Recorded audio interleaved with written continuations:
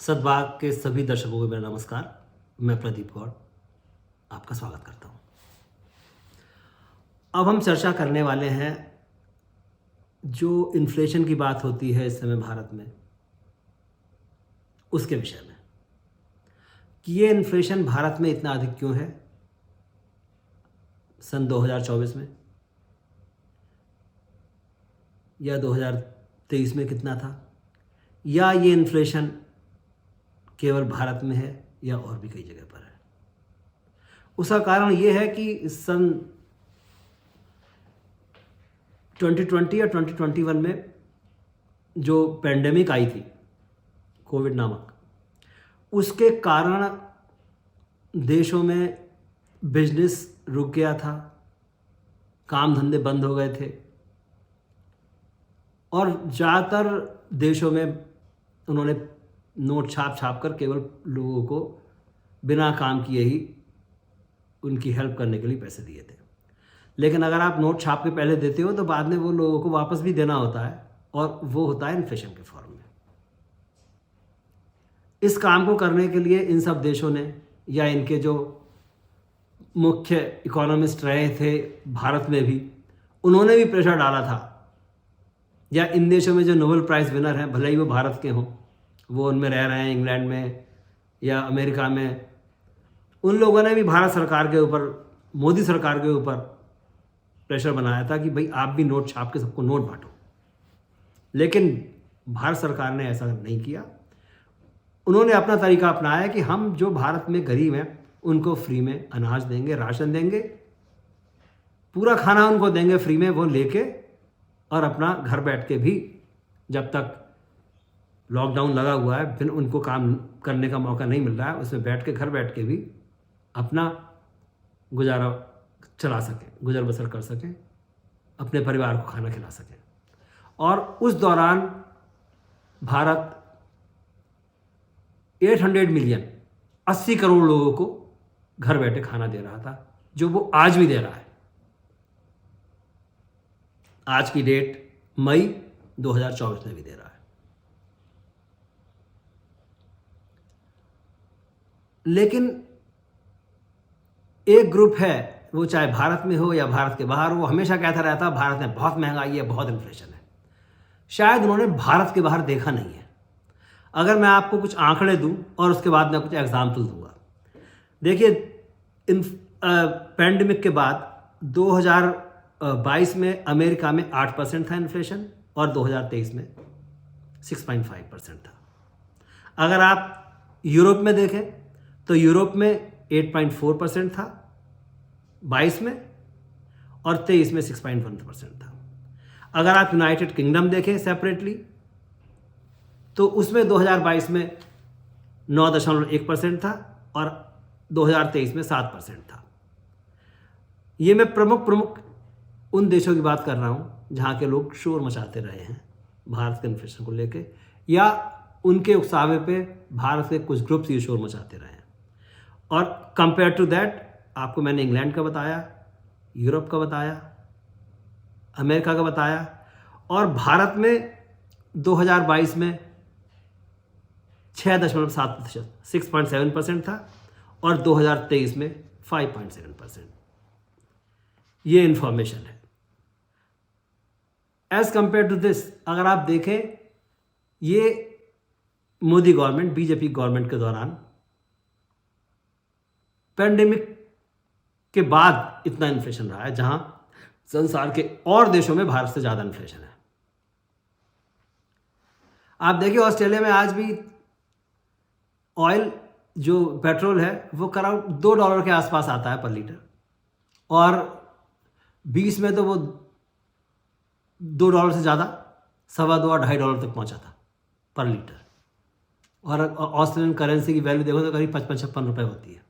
तो आप सोच सकते हैं वो 110, 120 से ज़्यादा ही था अगर रुपीज़ में आप देखें। आज की डेट में मैं जब यहाँ, अगर ऑस्ट्रेलिया में आप देखें तो टमाटर मुझे $7 और $8 से कम का नहीं मिलता पर केजी। तो अगर आप उसे रुपए में लगाएंगे तो 400 से लेके और 500 रुपए पर केजी के आसपास आप समझ सकते हैं। इसी तरह से और सब्जियों का है, खाने की और चीज़ों का है। तो ये इन्फ्लेशन है, ये महंगाई है। और भारत में आपको अगर 400-500 रुपये टमाटर मिलेगा तो क्या करोगे? वहाँ तो नहीं है। वहाँ तो कहीं भी पेट्रोल 100 रुपये से ज़्यादा नहीं है, ये 110 से ज़्यादा नहीं है। लेकिन यहाँ तो आज भी है सब जगह, इन बड़ी कंट्रीज में। तो फिर यह कहना कि यहाँ महंगाई है और ये मोदी गवर्नमेंट में, ऐसा सही नहीं है, बिल्कुल सही नहीं है। और देशों में भारत से ज़्यादा महंगाई है। और अगर आप देखें इंदिरा गांधी के टाइम में तो भारत में सबसे ज़्यादा महंगाई थी, 20 से लेके और 28% तक महंगाई थी। महंगाई दर 20% से लेके और 28% तक रही थी इंदिरा गांधी के दौरान, उनके शासन के दौरान। और पिछले कार्यकाल में मनमोहन सिंह की government run by Sonia Gandhi, उसमें 11% तक महंगाई की दर गई थी, 11% या उससे भी ज़्यादा।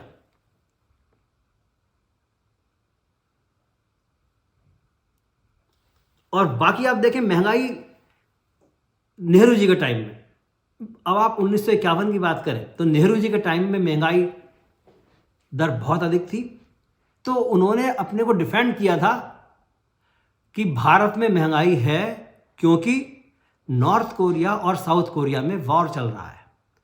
तो जिस समय ना देश ऐसा संसार में ग्लोबलाइजेशन था, नॉर्थ कोरिया साउथ कोरिया इतने बड़े कंट्री भी नहीं थे कि वो संसार की इकोनॉमी को प्रभावित करते।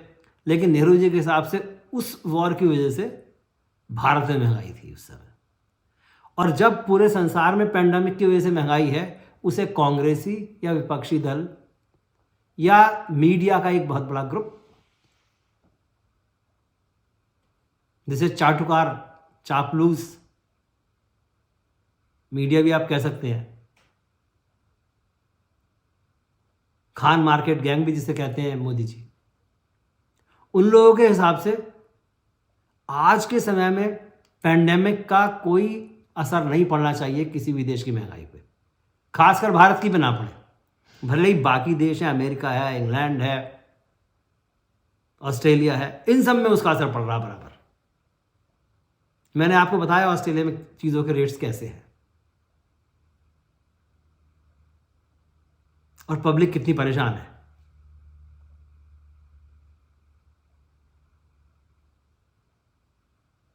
तो इन्फ्लेशन जैसी घटना जो पूरे संसार में फैली हुई है और जिसका कारण पैंडेमिक है,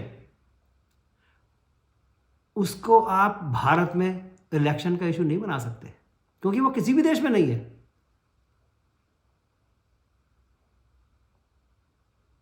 इसी तरह से एक रोजगार को इशू बनाते हैं कि भारत में रोजगार नहीं है, कि गवर्नमेंट जॉब नहीं दे रही है।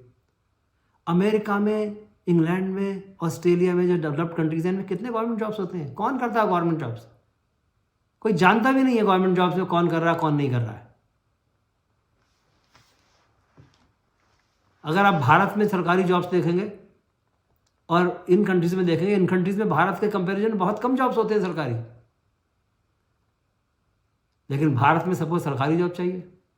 और उनको भी चाहिए, जब कई बार मैं इंटरव्यू देखता हूं कि 5वां पास, 10वां पास, और सबको सरकारी जॉब चाहिए। उससे ज़्यादा पढ़े लिखे उनको भी चाहिए, सबको सरकारी जॉब चाहिए। क्यों चाहिए सरकारी जॉब? मैं तो भारत सरकार से ये बताना चाहता हूं, मैं भारत सरकार से को ये कहना भी चाहता हूं कि अगर लोगों को सरकारी जॉब ही करना है या उनका रुचि उसी तरफ है, तो आपको सोचना पड़ेगा कि लोग सरकारी जॉब क्यों चाहते हैं, वो कौन सा अट्रैक्शन है।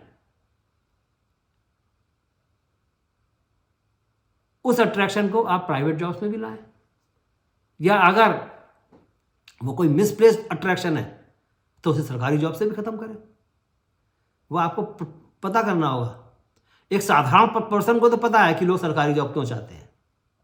उन्हें लगता है कि शायद एक बार सरकारी जॉब में चले गए तो हमेशा के लिए हो गया, कभी हटेंगे नहीं, हमेशा पैसा मिलता रहेगा, काम करो मत करो। तो सरकारी जॉब से जो इस तरह की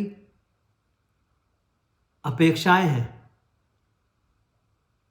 जो एक गलत प्रकार की अपेक्षाएं हैं, उन अपेक्षाओं को निकालना पड़ेगा। They are misplaced expectations from the government jobs, they have to be removed. नहीं तो लोगों को बिना मतलब सरकारी जॉब की एक चाह बनी रहेगी, जहां से उन्हें कुछ खास मिलता नहीं, और जबकि प्राइवेट सेक्टर में बहुत अच्छी अच्छी नौकरी हैं, अच्छे अच्छे काम हैं, ग्रोथ है, लोग अपना काम करें वो और भी अच्छा है, लेकिन लोगों को एक सरकारी जॉब की चाह बनी रहेगी और वो किसी भी सरकार को काम नहीं करने देंगे, बिना मतलब के आंदोलन करते रहेंगे और सरकार पे एक ऐसा प्रेशर डालते रहेंगे जिसकी कोई आवश्यकता नहीं है, जिसकी कोई वैल्यू नहीं है। तो ये सरकार को करना पड़ेगा कि सरकारी जॉब का मतलब क्या है, उसका कितना इम्पोर्टेंस है उसमें, और एक प्राइवेट जॉब में ऐसा कौन सा डिफरेंस है जो उन्हें उसकी ओर प्रेरित करता है, उसकी ओर खींचता है। उसको मैनेज करना पड़ेगा, सरकार को उसको हैंडल करना पड़ेगा, जिससे लोगों को समझ में आया कि प्राइवेट जॉब्स भी बहुत अच्छे हैं और गवर्नमेंट जॉब भी अच्छे हैं। कोई फ़र्क नहीं पड़ता कि आपको कौन सा मिल रहा है, क्योंकि गवर्नमेंट जॉब्स इतने कभी हो ही नहीं सकते जितने प्राइवेट जॉब्स हो सकते हैं, क्योंकि गवर्नमेंट केवल कुछ ही एरिया में काम कर सकती है। तो मैं सोचता हूँ कि भारत सरकार कोई भी हो, वो इस विषय में ध्यान देगी और इसके ऊपर काम करेंगे कि लोगों का जो एक अट्रैक्शन है गवर्नमेंट जॉब की तरफ, उसको वो हैंडल कर पाए, उसको एड्रेस कर पाए कि वो होना चाहिए या नहीं होना चाहिए। इसके साथ मैं इस वीडियो को समाप्त करता हूँ। नमस्कार।